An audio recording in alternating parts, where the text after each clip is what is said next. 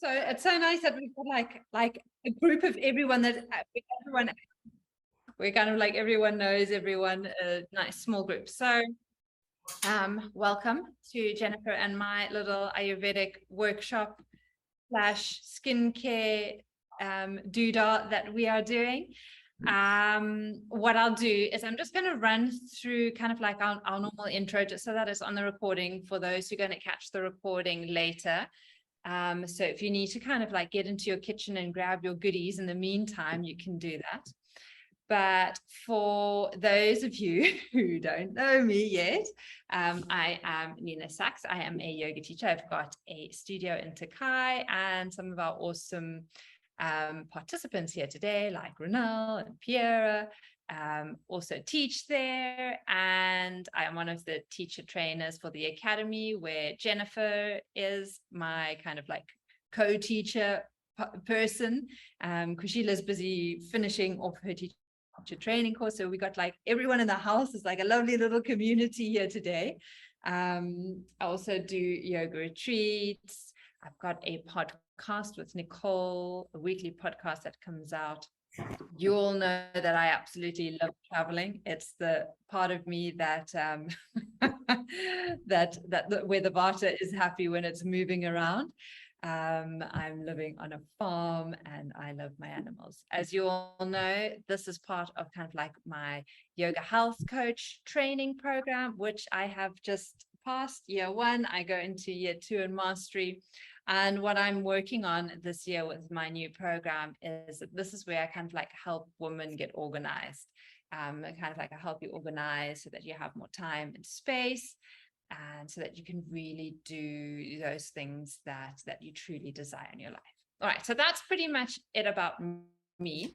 Then my awesome friend Jennifer, she is a yoga teacher first and foremost, and then from there she became a yoga therapist. She was my original yoga teacher trainer. She also works at the academy. She does our asana module. She is also an Ayurvedic practitioner and a yoga therapist. And with that, she is her own business boss with her absolutely amazing Shambhavi products, skincare products. So if you have not experienced any of Jennifer's skincare products, you definitely do want to be able to do that. The beautiful thing about Jennifer is that she is so community oriented. She does a lot of community upliftment projects, supporting those who are in need. She is a mother to an amazing 16-year-old. I think she's 16, about to be 17. No? I'm muting myself. No, she's 14, about to be 15. Although Okay. she doesn't act like she's turning 21, but yes. There we go. That was it. That's probably where I got the 16 from. Probably thought that, yeah, she's probably acting more like 16 or 21 than her 14. And Jennifer is just the most awesome human that you have ever met. If you have not met her yet, it is wholeheartedly her fault, because she's not big on social media and doesn't promote herself. So for those who haven't come across Jennifer, we'll blame it on Jennifer and not you. All right, Jen, anything else I'm missing apart from the fact that you used to be in corporate and then you transferred into kind of like the yoga world? No, I think that's about it. All really good. Oh. Fantastic. Thank you, Nina. All right, I think my internet got stuck there for a moment. Hopefully I'm back. Yes. Right. So I kind of like, I definitely know that Jen stands for, you know, getting people to live healthier and more naturally as well. So what we will do today is we'll just give you like a little background on our skin. We'll have a quick look on what the stats say about skin and what's happening with kind of like skin dermatology in the world. Okay. Can you see that screen? Yes. Yes, we can see the screen. Okay. So I can't promise that it's going to be as good as Nina would do it, but I will do my best. Let's try and get rid of this side thing. There we go. Okay, you know all about me. You don't need to know that. Okay, so what are we going to do? a little background about the skin, some little bit of biology and science, some research and feedback from, I think most of the research came from America on the kind of issues with the skin and the levels of those conditions, why we need to address our skin issues now. We're then going to do something very practical. We're going to do 3 little recipes which will help to nourish the skin, the tea being nourishing from the inside, and then our mask and our oils to nourish externally. Then we'll have a little Q&A and ways to work with the 2 of us. Okay, everybody fine? Yes, we can hear you and we see the presentation. Thanks, Jennifer. Okay, great. Okay, so I'm just gonna scroll down if I can. Let's see.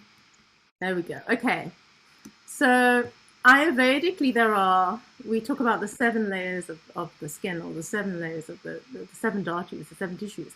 But let's just look at it in a very simple way, where we look at the 3 main layers of the skin. So we've got the epidermis, which is your outer layer, which is a very thin layer of skin. We've got the dermis, which is the second level, where all your hair follicles sit and you get all the little of the blood supply goes through that layer, not through the first layer.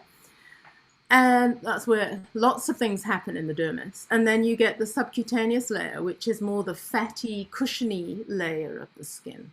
Okay, so while I'm doing that, just, I thought this was on airplane mode. Sorry, I'm going to move that. While I'm doing that, just look at your cheeks and just press into your cheeks. Okay, now does your flesh just pop back, or does it take a while to just come back to normal? Okay, so first signs of dehydration are when your skin doesn't plump back up. So as you press, and yeah, you can do it anywhere. As you press, your flesh should pop back up. If it doesn't, if it takes a little bit of time, you are dehydrated. Okay. So if you are dehydrated, if it's taking a little bit of time, like it is with mine there, get yourself some water. Right now, please. Because one of the most aging things for your skin is dehydration. Okay, so we want to keep hydrated. Sorry, that was just a little aside there. I saw Nina came back and now she's gone again. Okay, so I'm just going to continue. Okay, so 3 layers of the skin. Everything that we put onto the skin, so I'm going to stay here for a little while because just think, okay, never mind. Everything that you put onto your skin is absorbed by the skin. So if you wouldn't eat it, don't put it onto your skin. So when we look at some of them, we'll get to, I know Nina's got a little bit later, some of the toxic elements of our skincare products. So if you wouldn't eat it, if you wouldn't put it in your mouth, don't put it on your skin. Really.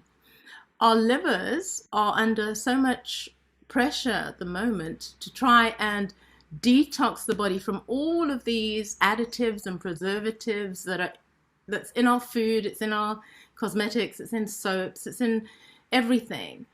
Okay, so stressing out the liver is also going to create that aging effect on the skin as well. Okay, so as natural as possible, please. Okay, let's go.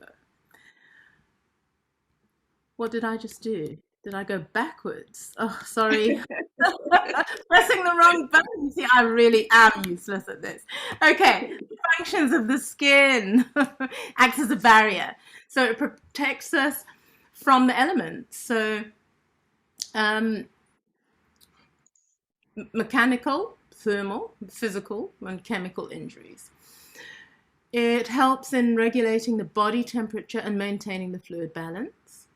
Okay, so just as an aside here for that, during the drought, I really, really struggled with my skin and with my hydration when we weren't allowed to wallow in our baths for 20 minutes every day. You know, I went from having baths up to my chin, and I've got this beautiful wooden bath that takes a lot of water. And suddenly it was like washing in a liter of water. And so my skin wasn't getting the hydration that it was used to. And my skin turned into this kind of like crocodile, flaky, horrible stuff. So yeah, the being in water is as important as drinking water, I think. Okay. So maintaining your fluid balance. Okay, it allows us to feel all the sensations of cold, warmth, pressure, itch, and pain. Okay, so we've got all our nerves moving through the skin. It protects us from UV rays. It reflects our emotional state. Okay, so blushing, feeling goosebumps, but also sometimes when you're stressed, you can break out in rashes or pimples or all of those kind of things. I'm sure you've experienced something where your emotions have surfaced on the skin in some way. Okay. So the layers of the skin. Okay, we're back to our 3 layers. Okay, the outermost layer, the epidermis, contains the pigment, melanin, which is responsible for the color of your skin. The dermis, being the middle layer, contains all the important proteins like collagen and elastin, which help to keep your skin supple and firm. So as you can see here, my collagen is kind of running away from me around my chin here, which is my main issue at the moment, leading to wrinkles and the sign of aging. But I think I'm 58, so I think I'm allowed to age. Okay, deepest layer of the skin, the hypodermis, or the subcutaneous layer, which attaches to our bones and muscles. Okay, it contains that's cushioning. Okay, so the fatty layer, basically cushioning and protection. That's good. Okay, I think that's quite clear. Okay, now we get into some of the bad news. Okay, so our chronic skin and subcutaneous diseases, they were the 18th leading cause of global disability adjusted life years. It's obviously an American term in the global burden of disease in 2013. So that was in 2013, so it's probably increased dramatically by now. Excluding mortality, skin diseases were the 4th leading cause of disability worldwide. Okay, so that's quite a thing. Oh, Nina, are you back? Okay. No? Okay. Skin diseases arranged in the order, a decreasing order. So dermatitis. So all of the reactions where it's like a contact reaction, or any other kind of reaction to the outer layer. The acne, that urticaria, which is that reddening of the skin, psoriasis, any viral disease, any viral inflammation, or any fungal disease, scabies, melanoma, pyoderma, cellulitis. I don't even know how to pronounce that. Okay, so I'll just skip swiftly along there. I don't know how to pronounce that either. And then your alopecia. Okay, so yeah, although it sounds quite dramatic because it's the fourth leading cause of disability, some of them are relatively minor, They are upsetting and debilitating if you have them, like something like scabies. It's not life-threatening, but it is quite it's a distressing condition, especially if it's visible, if people are very aware of it on their faces or on their hands where it's visible. And it can lead to quite a negative kind of mental attitude, okay, which, as you can imagine. Okay. Let's move swiftly along, okay. Not only do skin diseases cause substantial pain, disfigurement, and psychological and financial morbidity, but the dermatological findings are often the initial manifestation of a systemic disease, okay. So Ayurvedically, we say that, or Vedically even, that disease starts in the mind, okay. So that dis-ease, the imbalance of the emotions or the holding on of some of the samskara will lead to something happening further down the line. And sometimes the very first manifestation of that comes up as something in the skin or under the skin. Okay. So it's maybe a sign of something else that is going on. Okay. 1 in 4 Americans were impacted by skin disease. It cost the US healthcare system $75 billion in drug costs. 1 in 3 Americans with skin disease was seen by a dermatologist, along with other physicians or healthcare practitioners caring for those patients. Skin diseases are the 4th most common cause of human illness. So,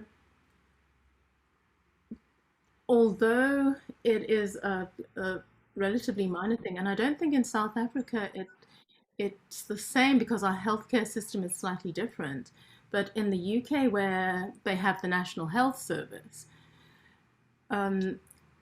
and okay, I suppose in America they also have some kind of government funding or government-funded healthcare.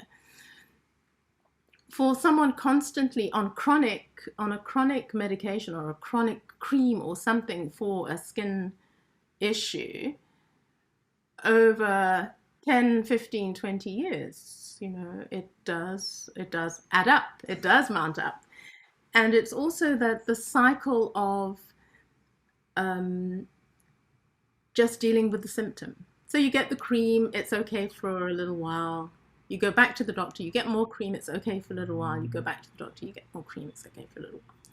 So I think in that way, it is quite a financial burden, I think worldwide, not just in America. So there's lots of statistics here. And I'm sure Nina wanted to go into greater depth, but I would rather focus on something positive. Okay, so why is it vital to take care of our skin? So it is less of a burden on the healthcare system. It's easy. We want to build up the natural protection of the skin, not to strip it away. We want to take care from the inside as well as the outside. So it works both ways. And to be more natural in the way that we take care of our skin. Okay. Oh, what is it costing you? Okay. So, physical, creams, lotions, and potions. Medical checkups, and medicine. Okay. The allopathic and holistic way to treat your condition. So mentally, you're going to start getting anxious and worry about how your skin looks, how your skin feels. Visiting doctors constantly is quite stressful. And this reliance on medication maybe does have a detrimental effect on you mentally. You want to be able to be a little more self-reliant, if you like. You want to be able to make some decisions for yourself in terms of your way forward and your treatment of your skin. So if we look at creams, lotions, and potions on a soul level, we want to connect with others. We want to share stories. We want to share experiences. But we also want to, I sound like I'm preaching, no, sorry. We could also just tune into all of those kind of ancient family recipes or routines or rituals, if you like, whatever you want to call them. So, things that your grandmother used to do. And sometimes, we think, oh yeah, my grandmother used to do X, Y, and Z. And if you look at it and you research it, you find that there is some scientific evidence that that plant actually does do something good for your skin, or that herb is great for your eyes, and that herb is great for your hair. So there's something in that ancient herbal wisdom that we need to keep. We need to keep hold of it, and we need to keep sharing it. Okay.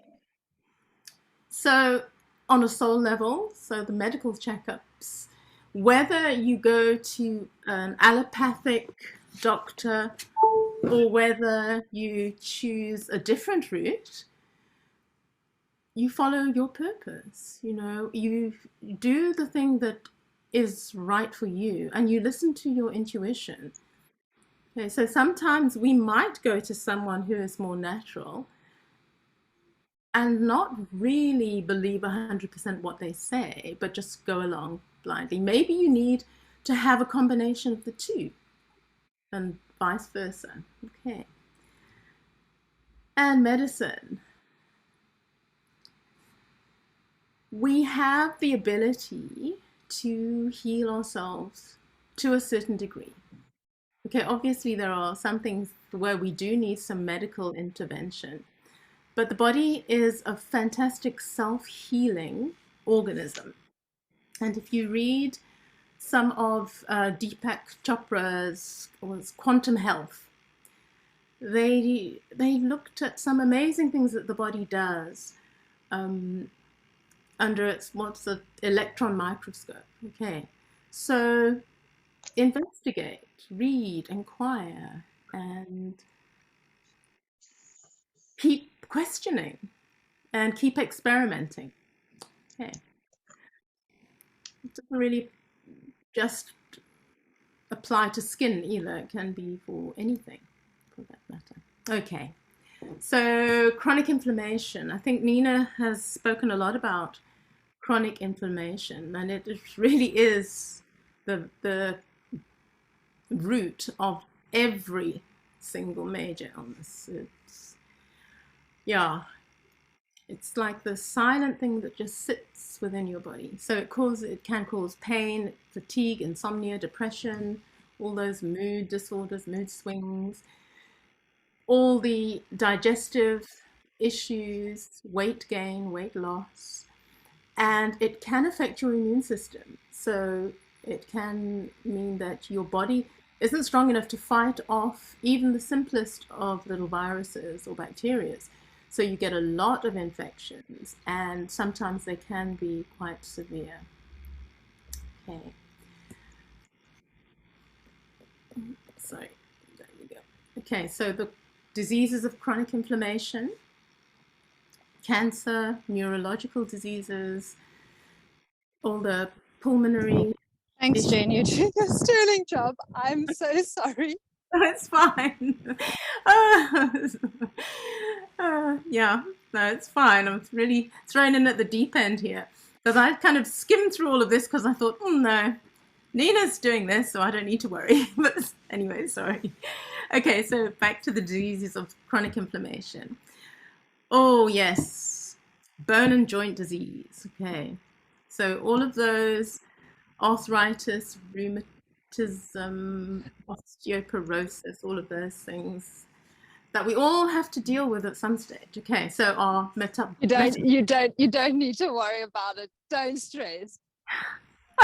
You're welcome to go straight into recipes. Am I?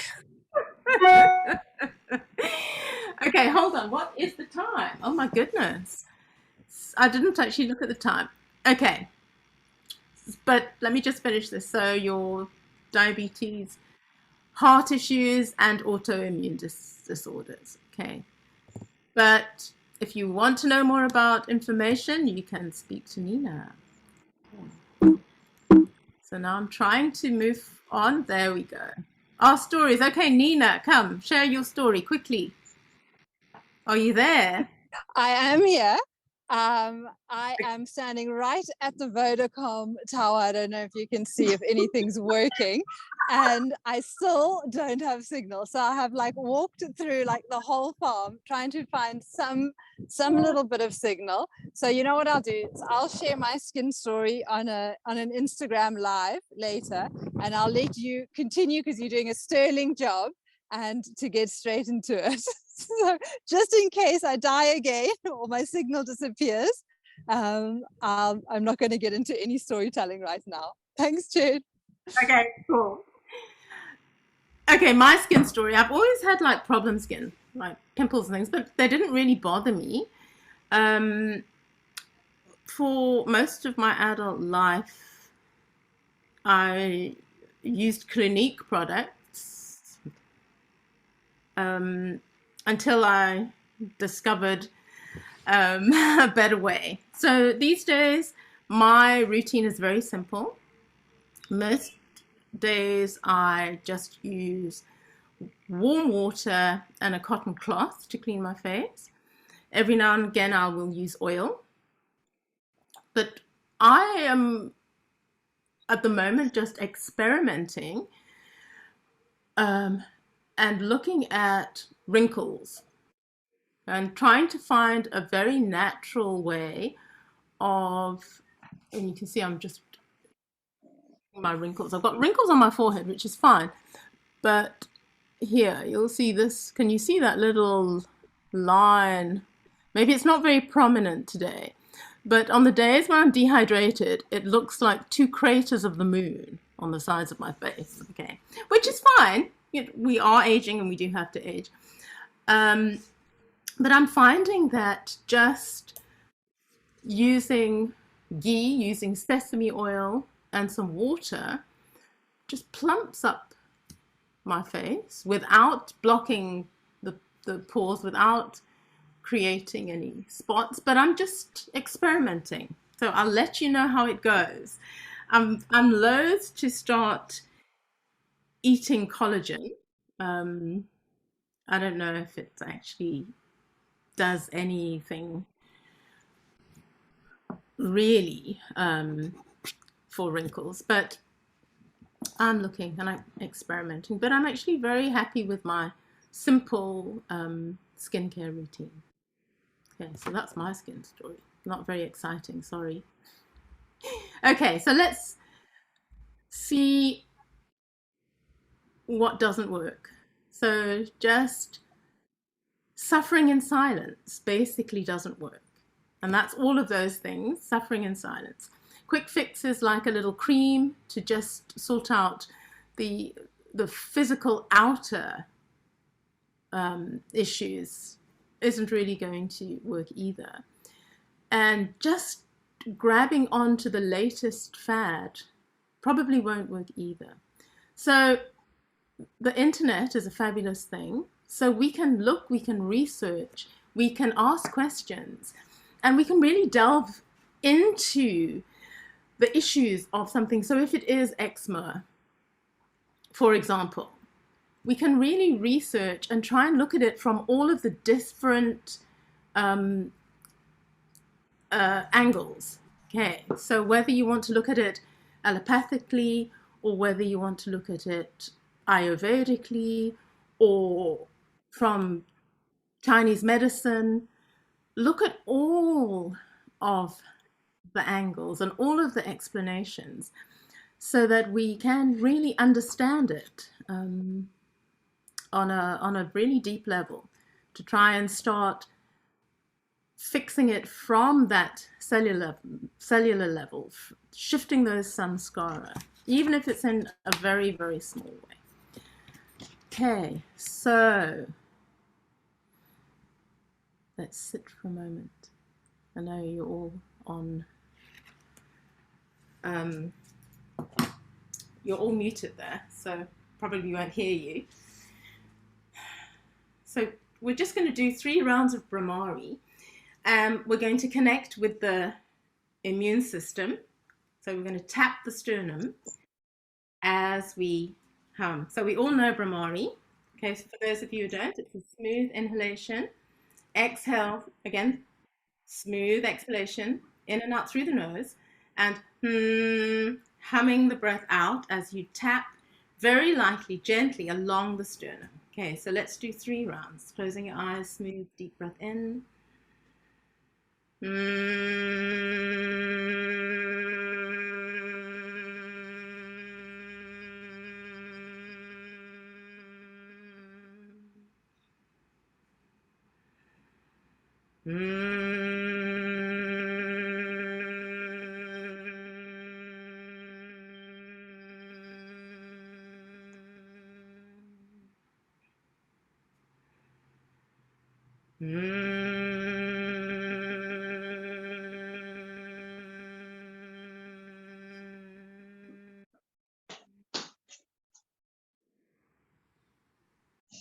Let's take a few smooth breaths as you just feel the vibration.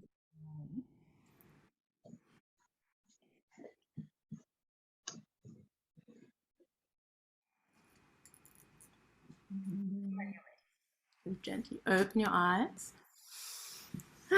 Okay, and let's release. Let's start with our tea. I'm not sure, I'm going to move the clock because it's behind me, which isn't very helpful. So I don't know what time it is. I'm just going to put it in front. Okay, so, okay, I took far too long here. So I am just going to stop my screen sharing and let's make some tea. Okay. So you're going to need your pot. Nins, good luck with your pot out there by the Vodacom tower. Okay. So you should have your ingredients. I'm going to move this down. Okay. So this is my chai pot. So the best thing to do is to have our whole spices. Okay, so everybody can use 2 of these beautiful star anise. So, okay, so you're going to put 2 of those in your pot. 1 cinnamon stick. So mine are broken a little bit. So I'm going to just put 2 pieces of thick cinnamon in. Okay, then we got some allspice. I think let's start with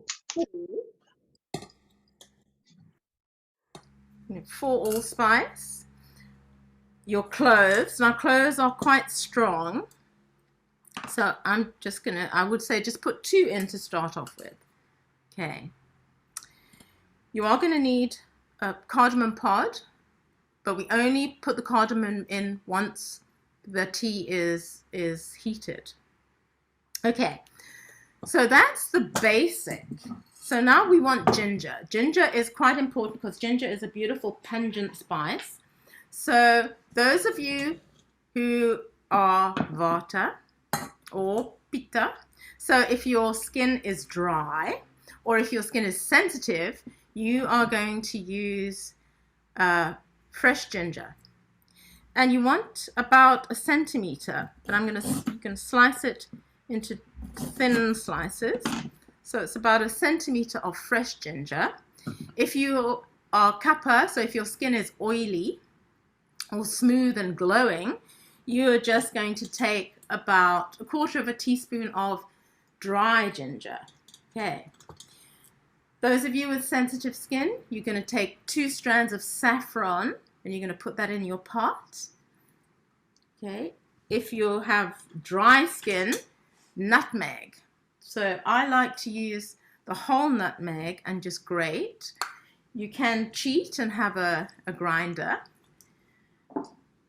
Okay. The thing about nutmeg is we only need a little bit.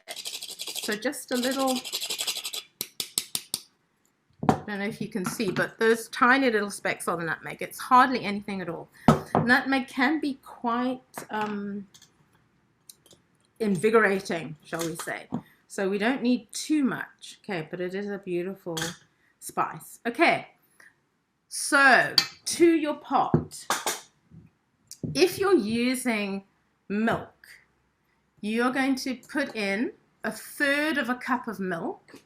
Sorry, I just have to get my milk out of the fridge.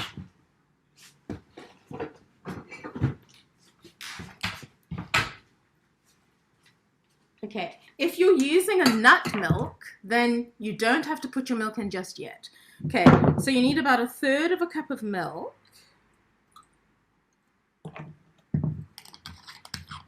Okay, and then you want 2/3 cup of water.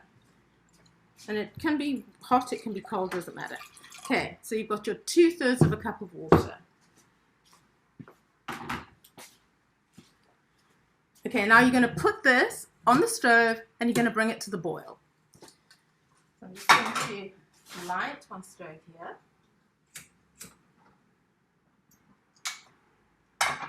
And I'm just going to... Okay, so while that's coming to the boil, let me just chat quickly about the milk. So if you're using cow's milk, you want to bring the milk to the boil and you want to simmer it for 3 minutes.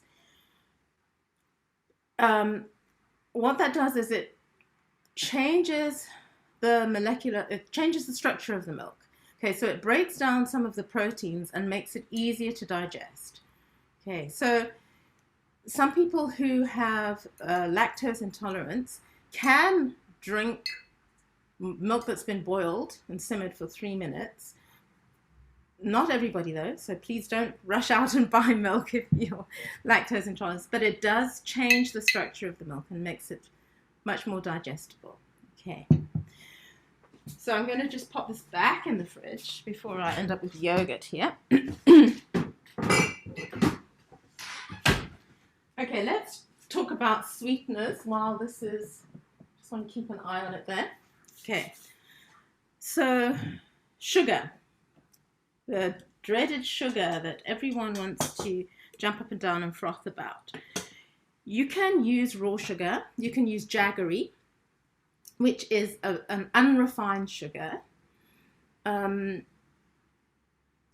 If you are pitta or vata, so sensitive skin, dry skin, you can use sugar.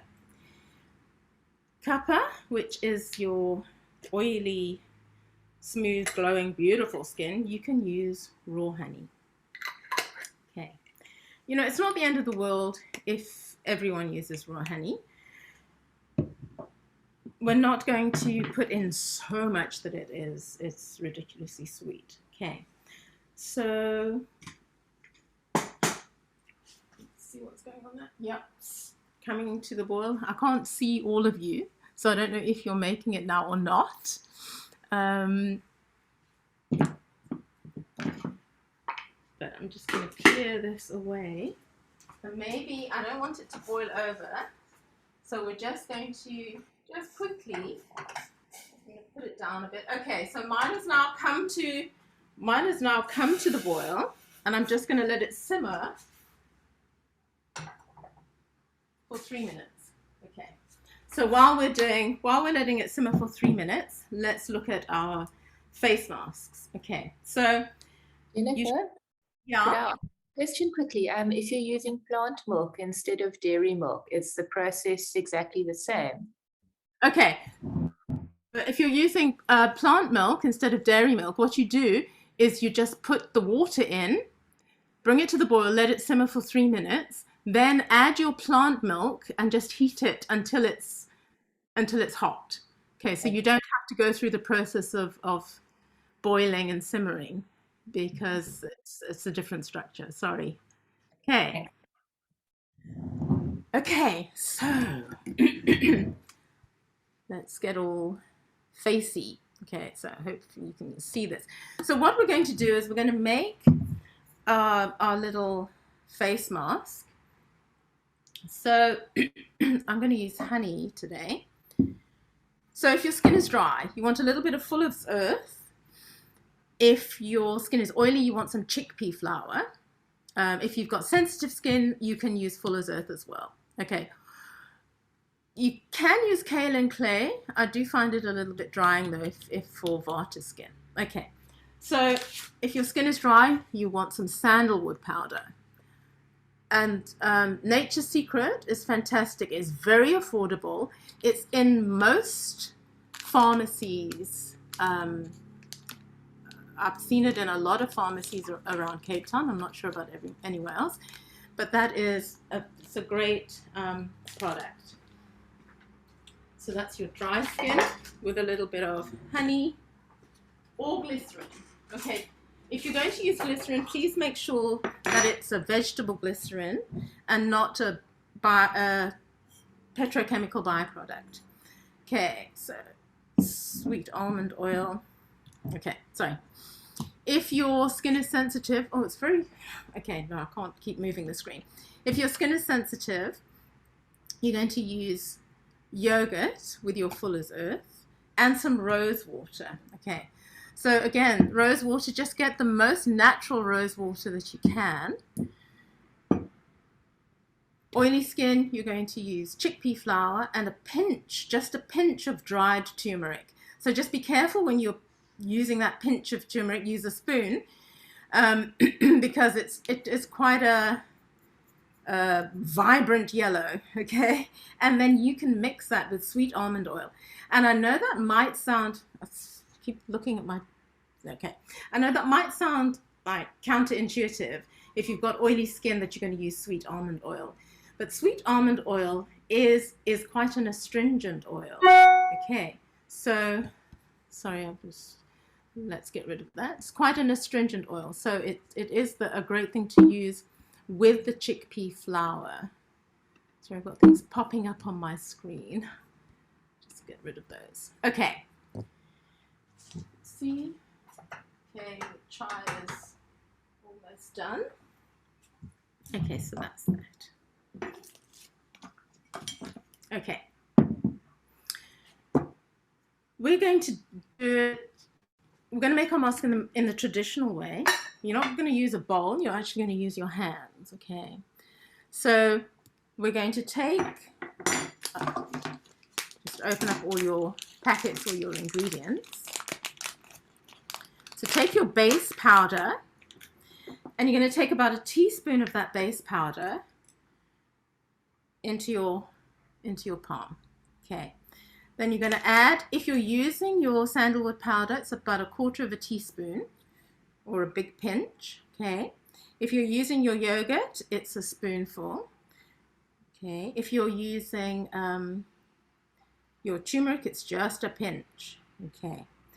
So now to that, I should have opened this jar before. My honey's a little bit hard, but I'm just gonna, okay, so you take about 1/2 spoon, and we just use our fingers, use our hands. It's sticky and gorgeous. Okay, and we're just making a paste. So you're going to work it Obviously, if your honey is very soft and warm and runny, you don't have to work at it quite so hard, okay, or for so long. Okay, so basically, we're making this gorgeous, sticky, gooey paste. Okay, so I'm going to just add a little bit of oil here because my honey is just so hard. Okay. There we go. Okay, so we're making a paste, quite a thick paste. Okay. And you can just make it to the consistency that you like. Okay, so mine is a little bit too thick. Just going to add some oil to that.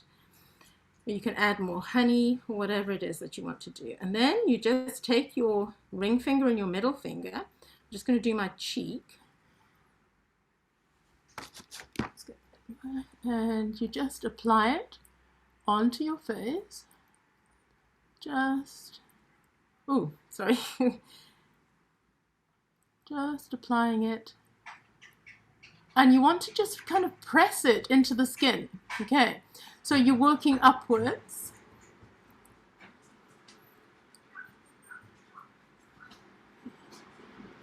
Okay, my glass is in the way here. Okay, so once you get onto the skin, you're just applying it upwards. And I've got too much oil in mine, sorry, so it's not sticking very well.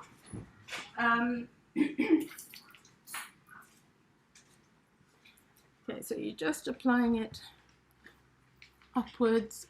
Oops. Okay. There we go, it's better. Okay, and there is a slight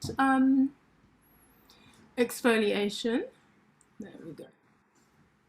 Okay. Jennifer, could you use oat flour as well, where you just grind up oats and then use that as your base powder? You can. It's a little bit more, it's a little bit rougher, so it has a little bit more exfoliation to it. So then when you're doing it, you're just doing it gently. And you're massaging, I'm just doing my cheek, but you're massaging the whole of your face, and you want to do it for about a minute or two. Okay, so, I don't know, can you see? Or is it not very, do I have to get closer? Okay. So it's just moving up. Okay, let me get rid of this. I'm not going to do my whole face. Okay, so once you've massaged the mask into your skin, and that massaging for a minute is quite important. Always use upward strokes. You don't want to drag your skin. You want to make the movements quite light. Okay, so now we're going to leave the mask on while we finish our tea. So we have, sorry, our wonderful spicy mix. Okay, if you're using your plant milk, put it in now and just give it a swirl. And then, okay, you see all that? You're going to put in your tea bag. Okay. Then we're going to take it. You can either take it back to the heat if you like your tea strong, or you can just stir it in. Just getting another spoon. Stir it in.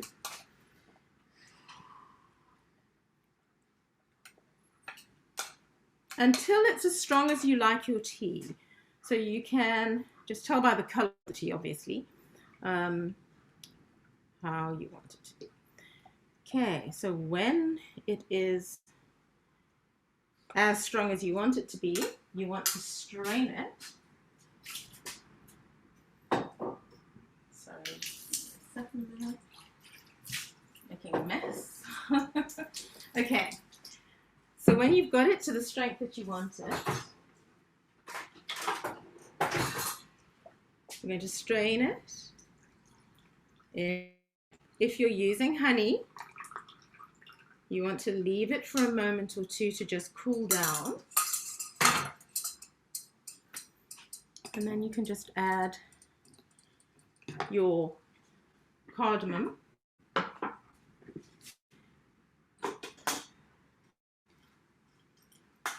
So we just need to crack the cardamom. So just either with a knife, or you can squash it with the back of your spoon on the counter and break it open. Maybe put this down a little bit. Sorry, a bit of a mess here. Okay, so just break it open and drop these gorgeous seeds into your tea. Give it a bit of a stir.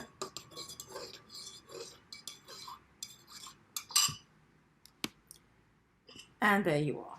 Okay, that's your chai. So if you... Okay. So you can play around. Oh, sorry. You can play around with the tea. So if you are kappa and you need a little bit of heat, you can add some peppercorns or ground pepper into the tea. If you feel that you would like more cloves, if you want a little bit more of that pungent taste, you can add more cloves and more ginger. I prefer adding a little bit more star anise. I love that star anise flavor. So you can play around with your proportions to find your perfect tea. Okay, so. Jennifer, why do you only add the cardamom right at the end and not with the other spices?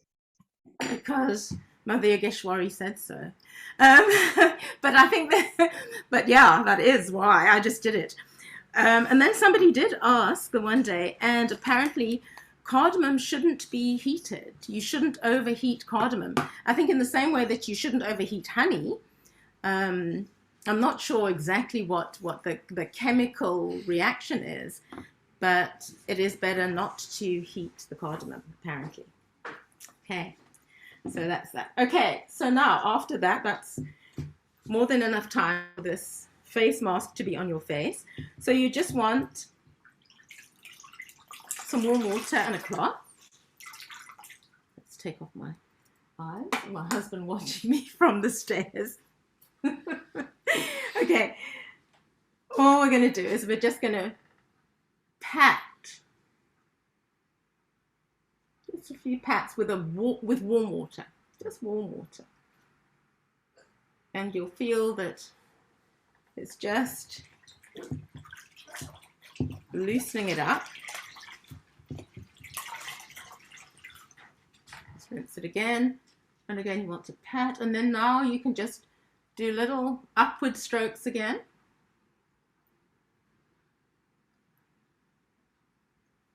Okay, one more.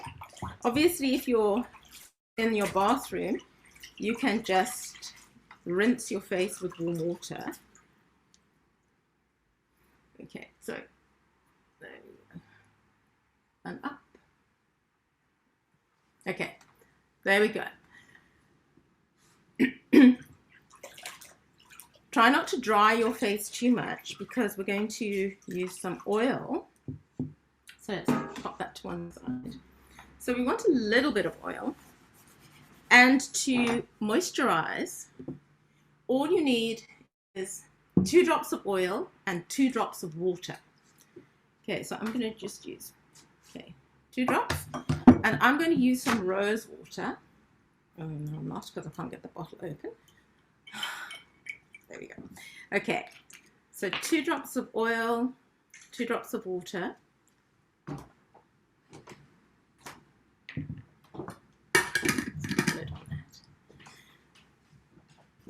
And then mix. Okay, and then you just pat it onto your face. Pat it onto your face. Okay, if you want to do a little bit of a massage, just tapping, tapping, tapping, and I can see I've run out of time. So I hope you've still got some time to spend.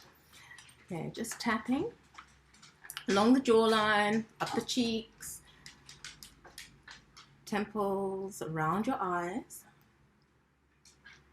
over your forehead, along the hairline. And then just pat. Okay. And that's it. Just let the moisture and the oil rest on your skin and just be drawn into the skin. Okay. Lastly, we were supposed to be doing a scrub. Are we okay to run on, Nina? Can't see you there. Yeah, I think go ahead. If you're good to go, Jen, if you've got time, then absolutely. If anyone needs to drop off, we can always send them the recording and they can catch it at this point. But yeah, no, if you're happy to, that would be fantastic. And kind of like, I just wanted to say, while you're kind of getting things ready there for the scrub, is I really love the idea of like with the chai tea, in the sense that you've got your base of your chai. And if you know, when someone comes over for a cup of tea and to chat, you know, you're not just putting the kettle on, you're making a cup of coffee or tea. It's actually a little bit more of a process, like a ceremony, and you can, you know, make it specific to the person. So if someone's coming with like a cough and a cold and maybe like a little bit of, like you were saying, a copper imbalance, you're just going to throw a few peppercorns in there. If someone's coming and they're really overwhelmed because their internet is conked off and they're like so stressed, you know, you're going to maybe do a few more calming and soothing herbs in there. Not quite morphine just yet. And so I love the idea of like that it's actually not just, you know, like a tea, it actually becomes a bit more of a ceremony. There's something special to it. So anyway, I just thought I'd add that in while I'm here. Thanks, Nina. Okay, so our scrub. Again, we're going to do it in the traditional way where we're just mixing enough to use in one go. Okay, so I can share with you recipes if you want to make a larger quantity. But right now, let's just start with just enough for a little hand massage now. So your oils. Okay, remembering if your skin is dry, your vata, your best oil is sesame oil. The sensitive skin, the pitta skin, the best oil is olive oil or coconut. Okay, if you've got coconut oil, you're going to have to put it in the palm of your hand and rub it between your hands to melt it. So you don't have to heat it, just at your body temperature, melt the oil. And then kapha can be sweet almond oil or sunflower oil. Okay, so all we're going to do is we're going to take some sugar, castor sugar, or you can just take sugar and run it through your coffee grinder to powder it a little, okay? Or if you are kapha, that oily skin, you can use salt, okay? Because salt just draws moisture and we're putting it outside the skin. So it's pulling moisture out from the skin. It's taking the excess moisture away. Okay, so sugar for vata and pitta, salt for kapha. Sometimes kapha doesn't like oil, in which case you can just do a dry massage with some chickpea flour. Okay, so all we're going to do, your favorite essential oil, take the lid off, but don't do anything with it yet. Okay, you're going to take about a teaspoon or half a teaspoon of your sugar and about a teaspoon of your oil into the palm of your hand and 1 drop of your essential oil. Well, that was 2, but never mind. Okay, I should have pulled my sleeves up beforehand. Okay, and then just mix in the palm of your hand, and then just coat your hands and coat up to your wrists. Okay, and then you can start with a very simple, gentle massaging around your thumb, and you're rubbing up and down, but your main pressure is the upward movement, up towards the heart. And then you want to just do a little circle around the first joint, then maybe 2 or 3 movements up and down, and then around the joint, and then up and down. and just give that whole thumb a little bit of a squeeze. Okay, and then move to your index fingers and do the same. So you want to do the rubbing. So you want to rub both sides of the finger and the sides. And a little bit of a circle, 3 circles around the joint, up and down, but the main pressure is up. And 3 little circles and along the little straight bones and around the knuckle. And then let's just do 3 strokes up through the hand, up to the wrist, and a little bit of circular around the wrist. Okay, and then just give that index finger a little bit of squeeze. And the same with all the fingers. So you 3 little strokes, 3 little circles, 3 little strokes, 3 little circles, 3 little strokes, 3 little circles, 3 strokes up. And then just a little bit of a squeeze. And you just continue all the fingers. And Jen, sorry, can I ask a quick question while you're there and doing that? So is this scrub good to use like on the rest of the body if we make like a little bit extra? Can we use, is this mainly just for like hands and feet, or, you know, can we, if we're in our bathroom before our shower, go and do arms, legs, body? Yeah. This you can use for the whole body, just not on your face, because it's too rough. It's too it's too coarse for the face. And I think, you know, once you've done all your fingers, just do a quick rub again, rub around the wrist and the bones, and then change hands. So I know that on the market there are lots of face scrubs and all kinds of things, and we actually treat our skin quite badly when we use those exfoliators, because they are quite rough, and we should never actually scrub the skin. So the movements of the skin should be very light, gentle movements. If your skin is dry, you should do a lot of patting and not much rubbing. Okay, if your skin is oily, then you can apply a little more pressure. And whenever you massage something into your skin, try to use your middle finger and your ring finger. Okay. Somehow when you use your index finger and your middle finger, you apply more pressure. So we want less pressure. And if you still feel that you're applying too much pressure, then just use your ring finger to massage the face. Okay. So I don't know where you are with your massaging of your hand, but I'll leave you to it. And once you've massaged the right and the left, then you can feel this is quite, it's quite a nice sensation, especially through the palms. You can just rub, rub, rub. Okay, and then you want to just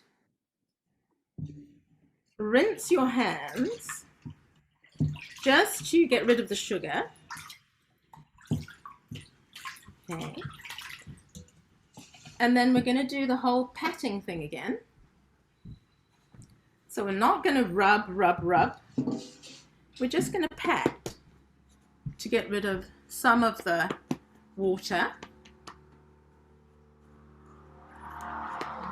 And then just rub the oil in. Whatever oil is left, you can take it right up to the elbows, because in about 5 minutes, that oil will have been absorbed by the skin. There won't be any left.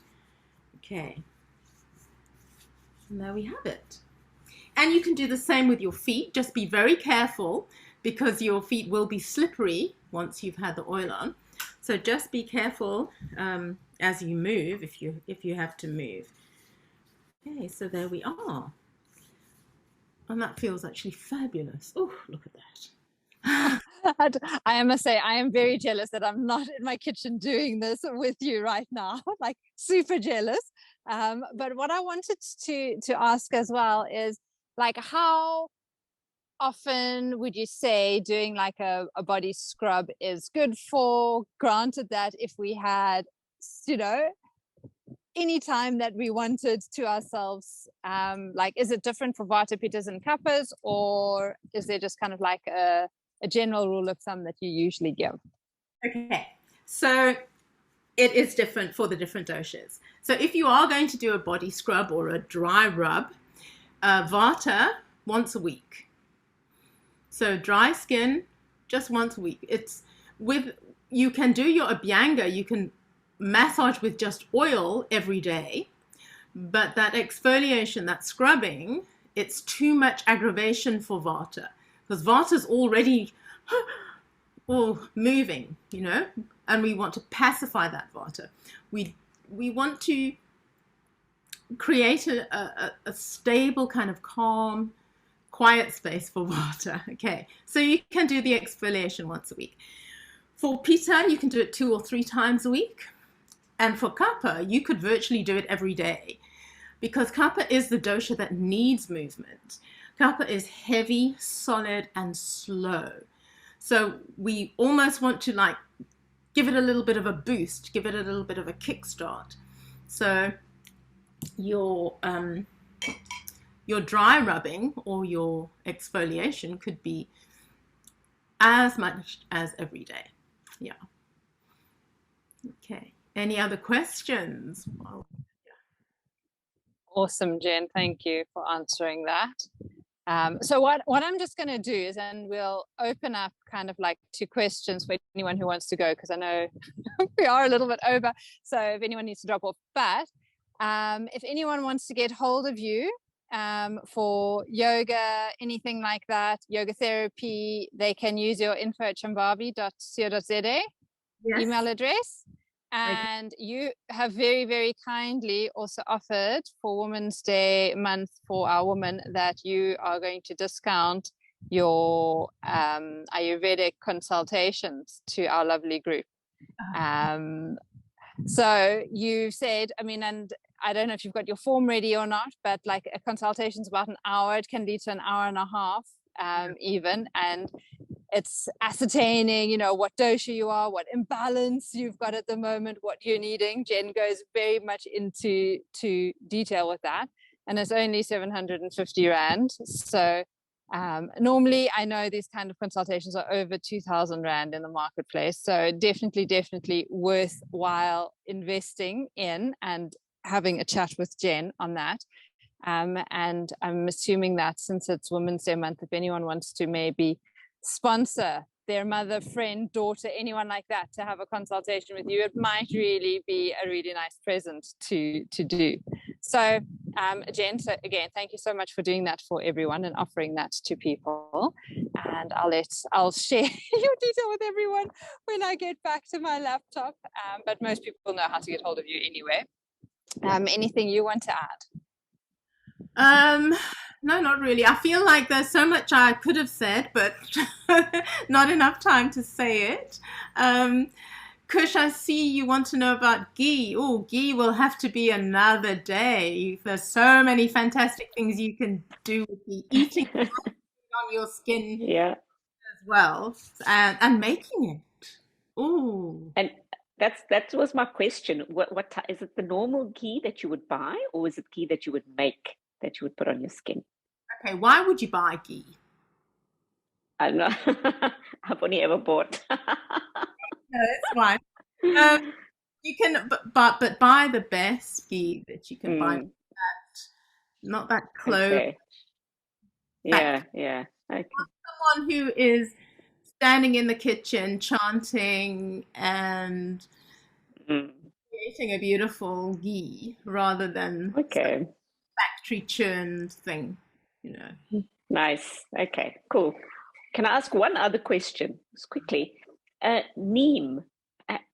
I've heard that recently. Is that something, I don't even know where it comes from, but I've just heard about it being used in skincare products. Yeah. Okay. Neem is great for irritations, for sensitive skin, for rashes, for bites, all kinds of things. It stinks. It's but it works. Okay. It works. Okay. So it's worth the few weeks of like, to Mm. pacify Okay. the element. So it's available as an oil, neem oil, and you can also buy neem powder. Powder. Okay. Alrighty, cool. Thank you, Jen. Yeah. Okay, but you can also just drop me a line and I'll Okay, will do. think about neem that you want to know. Okay. So Jen, maybe we Perfect. need to Thank you have very you much. back, and we need to like get in our kitchens and make ghee and do some practices with what we can do with ghee later in the year. Yeah, we could do that. That'd be lovely. Sounds good. Sounds good. Cool. Any other questions? I'll make sure that I practice reading through the slides just in case I have to do it. Oh, I tell you, my moment of panic there. My Vata went haywire. Anyway. Jennifer, if I could just ask a question.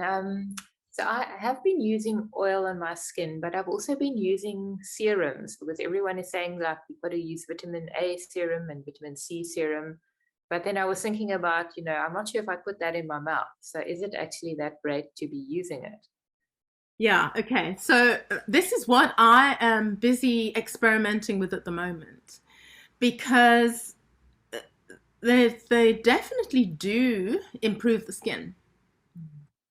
But I don't know how natural they are.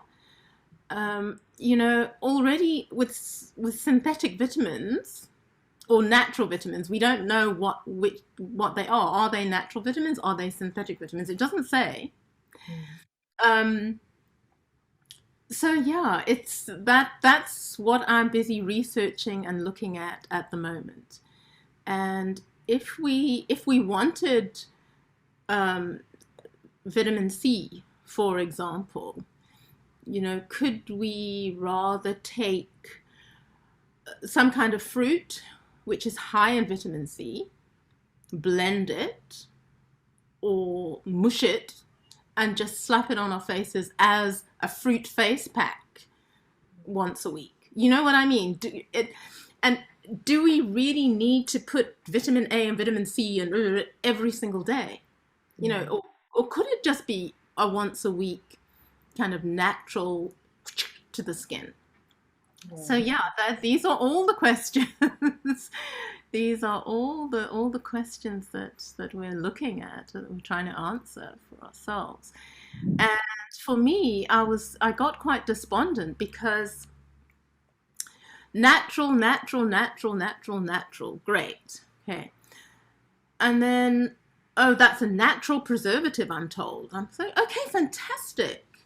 But then, oh, but it's derived from whatever. Let's say coconuts, for example. So I say, okay, but then what's the process? Oh, no, they take a coconut, they extract, What do they use to extract that? Solvents. What are the solvents? Oh, no, but the solvents are removed. Okay, but how? How can you be absolutely certain that every single trace of that solvent has been removed?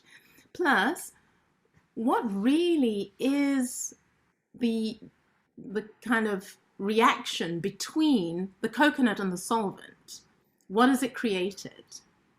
In the same way that you boil cow's milk for 3 minutes, breaks down the proteins in a good way for your digestion, do we really know that the process of extraction using solvents in that coconut hasn't created something that is actually maybe not so good? And a solvent, if the solvent is vodka, I'm happy. But we know that they're not using vodka. They're using the cheapest form of alcohol that they possibly can, which is then already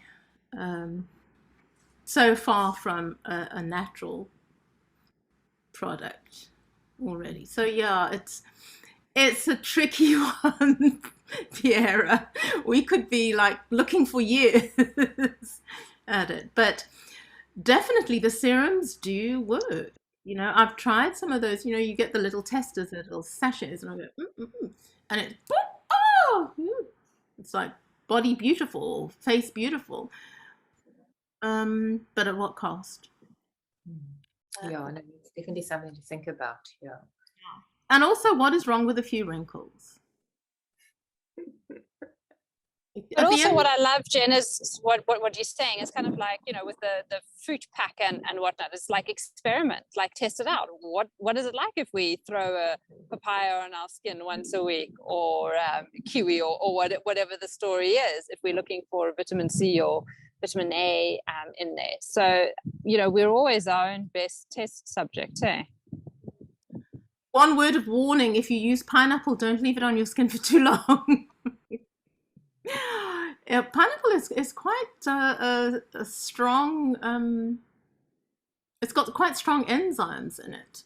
So my skin was very sensitive for a few days afterwards. So just a word of warning: if you're going to use pineapple, like 30 seconds or a minute maximum. Don't leave it on for 5 or 10 minutes like I did.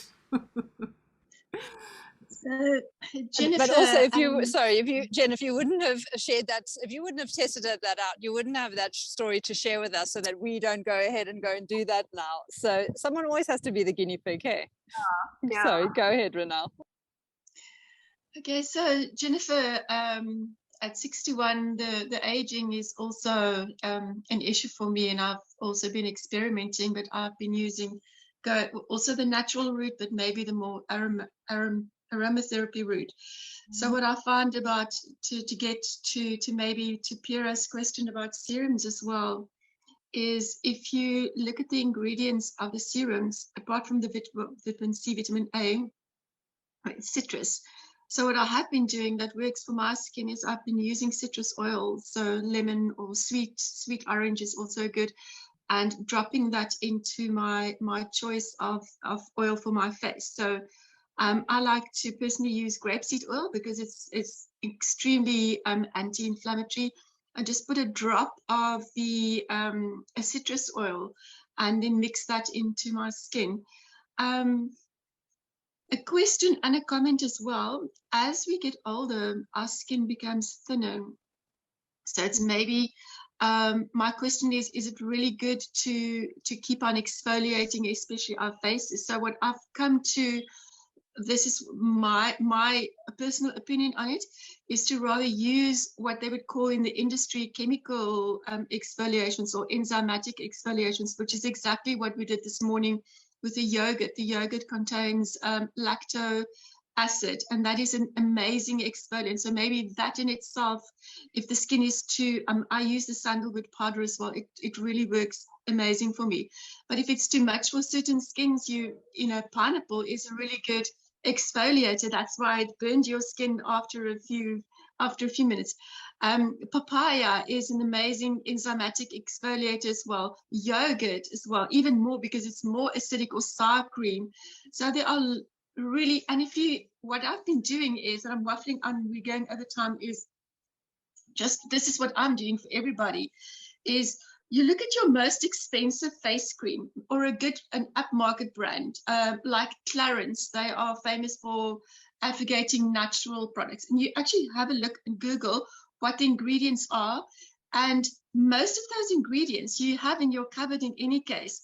And they just add these chemical names for the preservatives. So, we can make exactly the same products on our own than what's on those labels, and I think you're doing that as well. So for me, the natural route is growing old, and as you say, we wrinkle. That's what we do when we get older. It's a natural process.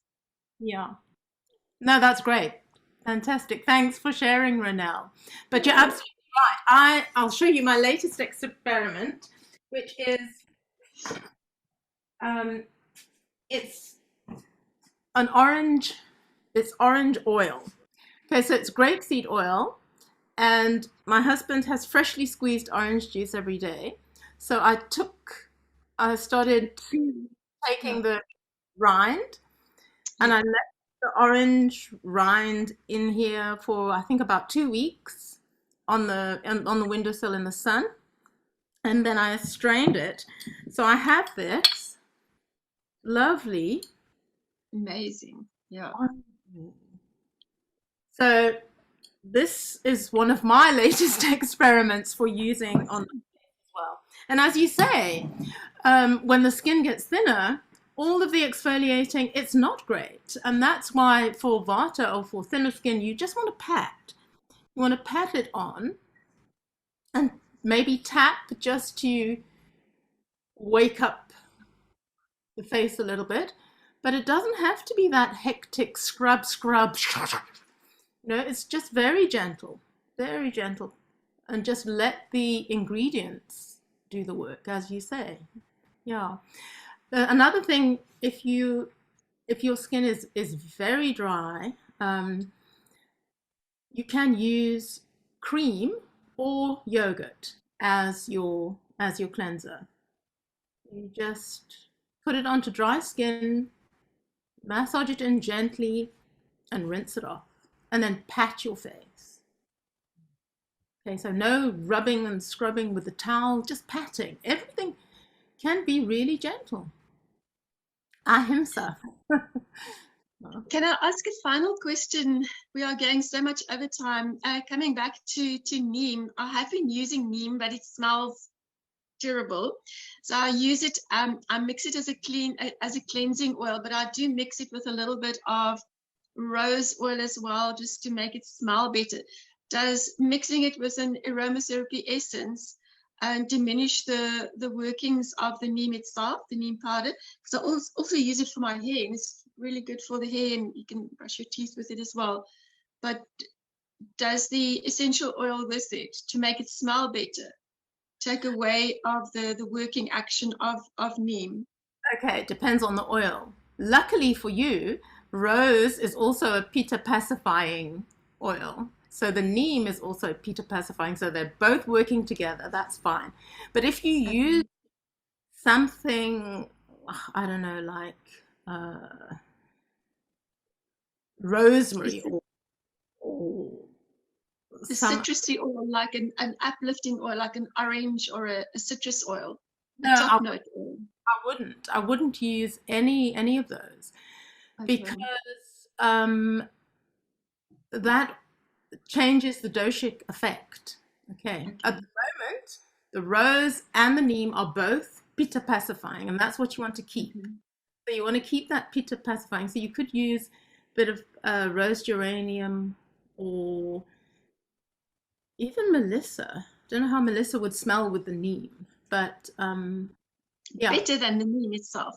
Yeah, better than itself. But you know what I found is over time you kind of get used to the smell. And then the next morning I don't put it on in the morning. So I just use neem for my plants, for pests. Yeah, neem oil. Yeah. Yeah, they sell it as an insecticide. I sprayed it on my plant and the whole plant died, so I'm not quite sure what that did there. Maybe I used too much. But yes, it is. It's an insecticide as well. Okay. Any other questions? Awesome. Lovely, Jen. Any other questions? Yeah, sorry, you were going ahead to ask. Any other questions? Fine. All good. Cool. Well, then maybe what we'll do is I'm going to say a very big thank you for you being here. I think we would all love you to be back because we could all listen to you and your voice and your expertise forever and ever. But so thanks so much, Jen. And any last comments, thoughts, or words from your side before we say goodbye? No, just thanks very much for joining me in my kitchen. I've had great fun. I hope you've found something useful. Lots of things to experiment with. I didn't have time to give you the recipe for the scrub if you want to make a jar, because you can, but maybe I can send it to you, Nina, and then you can share it. Yeah? Okay. Perfect. Sounds great. Sounds excellent. So again, sorry about my signal story, But yeah, hanging out here with Vodacom just to try and be able to connect in with you guys. And we'll look forward to catching up with you all next month for the next free talk. Don't know what it is yet, but we'll have one on the go. And then hopefully later, Jen will be back with a story with Guy or two, if she's willing. I promise I won't include so many slides this time. And no long complicated words.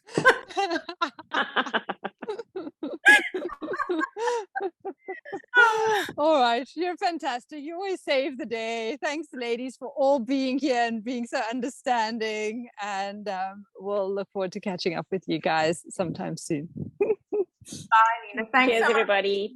Thanks. Cheers, guys. Lovely to see Bye. you. So big apologies that I had such terrible internet issues and that I wasn't actually able to be completely 100% present with this workshop. But Jennifer did a sterling job. She really just covered everything beautifully. She held the fort, and hopefully any of your questions were answered in that workshop. Hopefully you had some insights and some aha moments. We will definitely be doing another workshop with Jennifer again. Everyone has absolutely loved having her. What I do want to just remind you guys of is that if you want to work with Jennifer, she offers yoga classes. They are just regular classes, and she has therapy-based yoga classes as well. So if you know of someone who's needing yoga therapy for any specific conditions, these are online classes that she does. And you're welcome to get hold of her. You can see her email address at the bottom. She's also one of our directors at the Academy of Yoga and Ayurveda. There are 4 of us, and Jennifer does the asana side of the module. It's a large chunk of the module. So if you're resonating with her and her style and you're not a yoga teacher yet and you've been thinking of doing a yoga teacher program, you'll definitely want to chat to us to find out more. Jennifer also has these most amazing, beautifully illustrated chakra yoga cards. They are stunning. Jennifer's done the writing to them, and her friend Pen has done the beautiful artwork for them.